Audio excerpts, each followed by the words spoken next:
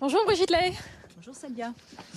Le 10 janvier dernier, vous avez été invitée de BFM TV et vous avez déclaré ça. Les violences, elles empêchent la jouissance. Quand vous avez été victime de viol, vous jouissez moins bien, en fait, en général. D'accord ? Quand vous avez été On peut jouir lors d'un viol, je vous signale.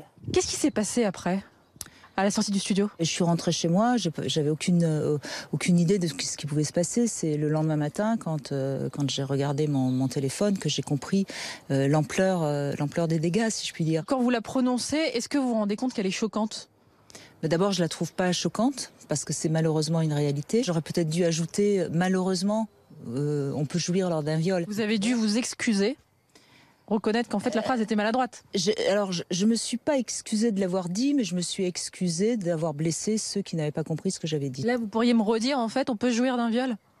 Malheureusement, oui, on peut jouir d'un viol. Vous étiez invité de BFM TV parce que tout est parti d'une tribune signée par 100 femmes. Absolument. Et dans le monde. Et parmi ces femmes, elles sont nombreuses à s'être désolidarisées de vous, de vos propos. Tant pis, c'est moi qui ai été le bouc émissaire dans l'histoire. Bon, c'est pas grave, je suis solide, j'en ai connu d'autres. Mais vous l'avez mal vécu ?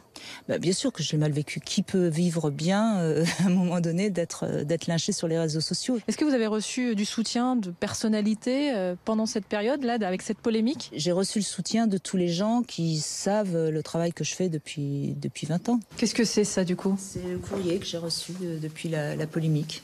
Voilà. C'est quoi ? C'est des courriers pour dire quoi ? C'est des lettres de gens qui m'ont remercié d'avoir dit ce que j'ai dit. J'avais 12, 13, 14 et 15 ans quand l'un de mes parents a abusé de moi. Une fois, il a mis sa tête entre mes jambes et j'ai eu un plaisir irrésistible, un orgasme violent. Vous êtes maintenant la seule personne à le savoir. Je suis libérée. Quand vous avez lu ça, vous avez réagi comment ? Ça m'a fait pleurer. Je trouve que c'est tellement des vies gâchées et tant mieux si ça libère le fait que je l'ai dit. Voilà. Je vous sens émue. Oui, c'est bien sûr. Dans votre livre qui est sorti après la polémique, Le bûcher des sexes, vous dites « Je veux défendre la séduction à la française ». Ça veut dire quoi ? Je pense qu'on est vraiment le pays du raffinement, de la mode, de tout ce des parfums, de tout ce qui représente justement la séduction.